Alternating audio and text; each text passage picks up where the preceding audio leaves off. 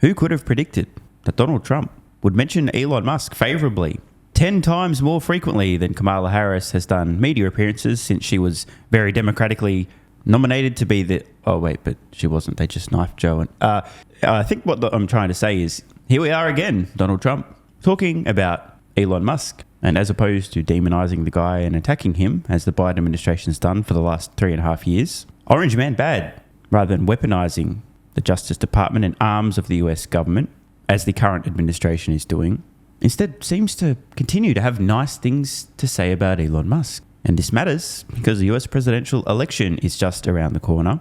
And the contrast between a friendly Trump administration versus an actively hostile and incompetent Harris administration could not be starker. Right now he's got other things to think. He's got to get a rocket up to get those two people out of there. They said, Elon, let's get going. No, they're relying on Elon to get the two people. Who would like to be up there right now saying we're coming back home maybe in February? So that was not so good. But Elon will solve the problem. He's great guy. And he loves this state, and he loves your whole, everything you're doing here. And he's done a fantastic job. He really has. And right now, I wish I didn't need to make such a big deal about this. It shouldn't be news or newsworthy that a presidential candidate, former president of the United States, is saying things that are true about Musk, praising the guy, recognising his impact in the state of Texas and more broadly, the great things he's done. But Elon has become public enemy number one to those who seek to control the 1-2 narrative. A major threat to the machine. The machine is not happy.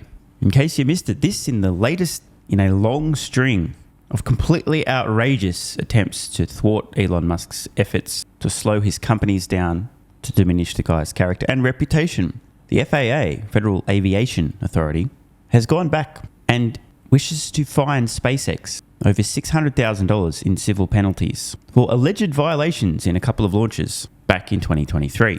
Now, of course, the people with very small brains, if a brain at all, they must have done something wrong. Yeah, what they did wrong was be led by Elon Musk, who now owns X and is allowing people to freely share their thoughts and opinions and ideas and criticisms of the current administration, and has made himself public enemy number one.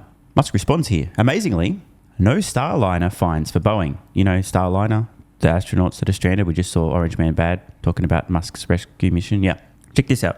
The FAA Space Division is harassing SpaceX about nonsense that doesn't affect safety, while giving a free pass to Boeing even after NASA concluded that their spacecraft was not safe enough to bring back the astronauts. There need to be resignations from the FAA leadership. I think this post sums it up. Out of nowhere, the FAA just fines SpaceX $600,000 for apparently violating, quote, license requirements for 2 Falcon launches in 2023. Definitely politically motivated. They're harassing Elon for supporting Trump. Perhaps this post from Warren Redlick might provide some additional context. Nichols, currently serving as the FAA's chief counsel, has been appointed by none other than the Biden administration. Check this out. He was appointed by President Joe Biden on January 5th this year. Quote, "It is the greatest honor of my life," he said. President Biden, the big guy himself, and Pete Buttigieg and the selection team have bestowed their confidence in me to lead an incredible attack on Elon Musk, to lead an incredible team during one of the most challenging and exciting times in the agency's history. Well, guess what? The FAA have fucked around and will find out. From Musk, SpaceX will be filing suit against the FAA for regulatory overreach. Meanwhile, Keith Shelf, who is proudly serving Texas's 3rd congressional district, sent a letter to the FAA strongly encouraging their administrator to accelerate the agency's environmental review of SpaceX's project in Texas. Because at this point in time, the FAA clearly intentionally attempting to slow down the progress of SpaceX because Elon bad. I mean, totally unrelated. They're not doing that at all. It's a coincidence. Clearly, strong support from within Texas for Elon and his companies. Not so much in Washington. Oh, look who it is. Again, Orange Man Bad. This time discussing Elon Musk, Texas, and the fact that Musk was essentially run out of the state. Totally not politically motivated, of course. Votes are not counted honestly. It's a very dishonest system that you have in California. And I'd make it business friendly. Right now, it's business unfriendly. Look, Elon Musk is a friend of mine. He endorsed me very powerfully. He endorses me every time he speaks. He really wants to see us win because he knows we can do a great job and turn it around. He left California. I said to him, Elon, did anybody ever call you? It's a big company. He moved to Texas. A lot of people moving to Texas. Great state. Excellent governor, an excellent lieutenant governor. Great people. They love entrepreneurs. They love the people that live there. They want to keep their taxes low. Taxes are way too high here. But I said to Elon, so you have a big company and you're moving it to Texas from California. Did anybody call you, like the governor, to try and get you to stay? No. Did anybody see you, write a letter, do anything to try and keep you to stay? You have thousands of jobs. He said, nobody ever called. There'd be so many things you could do. This would be the easiest place to turn around if they knew what to do. Look at it. I mean, look at the weather. We're standing out here on the Pacific Ocean in the most beautiful weather. A lot of states don't have weather like this. They don't have Pacific Oceans. So it's many things you could do, but you start with lowering taxes and making it friendly. But think of it, Elon Musk, a great guy, brilliant guy, big company, lots of jobs, leaving. Nobody even calls him to try and get him to stay. I would have been on him. I would have said, let's have lunch, let's have dinner, and then let's have breakfast the following morning, right? I would have tried to talk him out of it. No comment necessary. And while we're going down this rabbit hole, I just had to share this absolutely insane interaction today from everybody's favourite DEI hire, Miss Ministry of Truth herself. The most egregious gaslighting I have ever seen. Check this out. Just a few days after a second attempt on Donald Trump's life, the representative of the administration who've been actively hostile toward Elon Musk, going after the guy, relentlessly weaponizing the Justice Department. I just can't believe this actually happened. It's a real interaction. This is unbelievable. But this just goes to show you how deranged the entire Biden-Harris administration is at this point in time. Check this out. It's insane.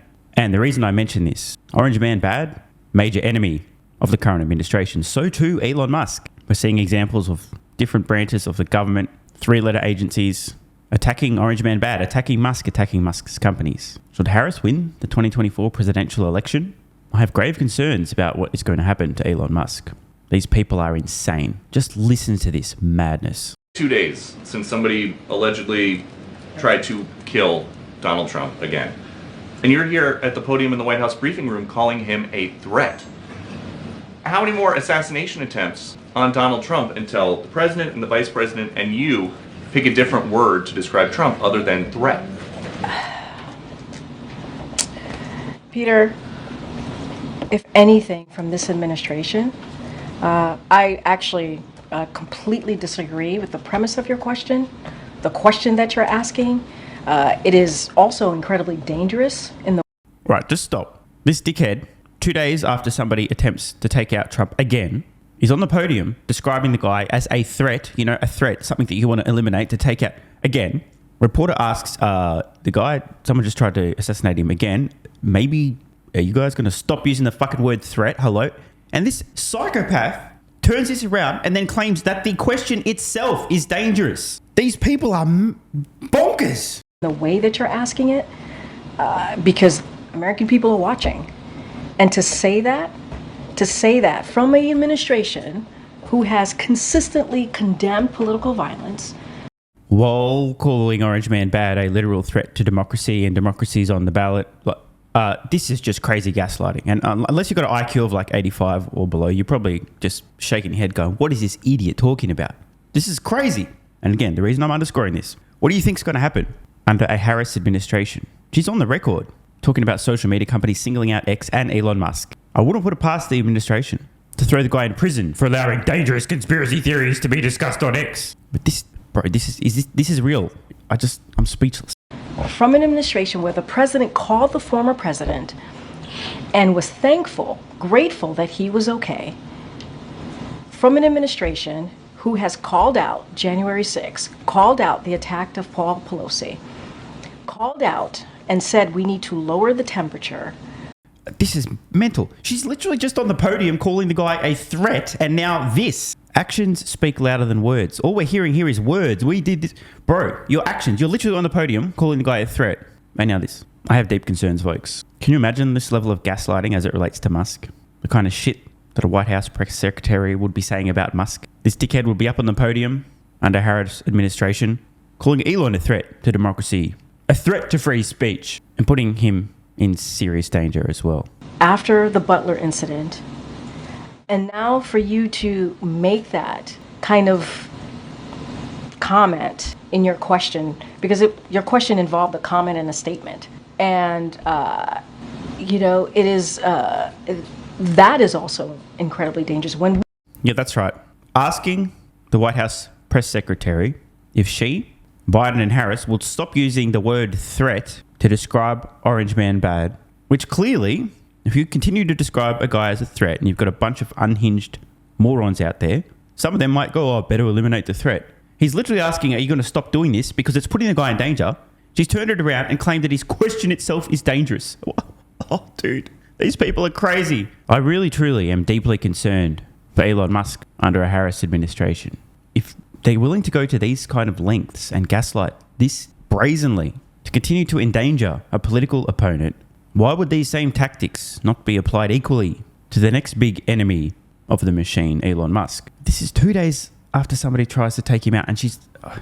yikes. Finally, I'd just like to close with this. I think it is a symptom of Musk primarily having broken the dynamic by paying $44 billion because that was the price of free speech. I'm actually quite shocked at the impact that Elon buying X has had on so many things. And even, quite frankly, the impact I'm starting to see it have on someone like Mark Zuckerberg and Meta. Meta had previously banned Trump from being able to talk on the platform, basically saying that he's pretty badass. And I do not believe he would have been able to say that had X and Twitter not changed. I agree with you, and I think that actually if you start looking for other examples of that pattern, you will see them everywhere. There are certain things that once had magical power that no longer do. The claim that somebody is a conspiracy theorist does not cause them to be shunned from society. In fact, my feeling is when I hear somebody is a conspiracy theorist, my question is, oh, are they any good at it?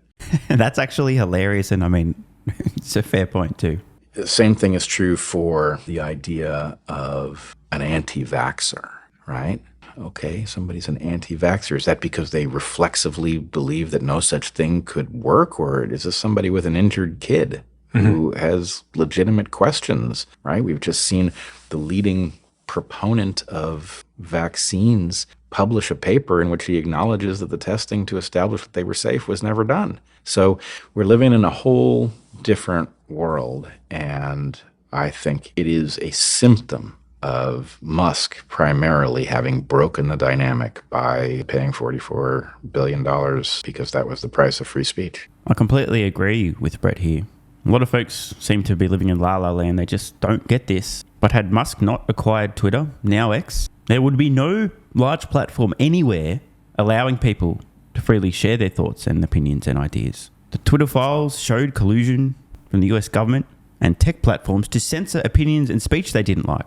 And on old Twitter, I was constantly getting shadow banned, having my reach diminished. People unable to search me, follow me, to see my posts. Why? Because I shared an opinion that didn't conform to the one true narrative. But to tie this together, this is the exact reason why we're seeing so many attacks from the Biden-Harris administration on Musk. This very reason. He's catalyzed change, allowing people to share their thoughts and opinions and ideas. And also given an example of courage. Now, Mark Zuckerberg appears slowly to be finding his pair of testicles. After years, he literally described Trump pumping his fist after an assassin tried to take him out as badass. Zuckerberg has also now admitted that he regrets caving into pressure to censor people on Facebook. Baby steps, but it's progress. And the machine ain't happy about this. I am deeply concerned, extremely concerned about what a Harris administration might seek to do to Elon Musk. This, Comrade Kamala back in 2019, listen to what she had to say. Remember, when someone tells you who they are, believe them. And will put the Department of Justice of the United States back in the business of justice. We will double the Civil Rights Division and direct law enforcement to counter this extremism. We will hold social media platforms accountable for the hate infiltrating their platforms because they have a responsibility to help fight against this threat to our democracy. Ah, yes, that's right. Thoughts, words, opinions, discussion, ideas. A threat to our democracy. Okay, let me be clear. This psychopath is describing, using the Justice Department, to go after, quote, social media companies. For example, X would be a social media company.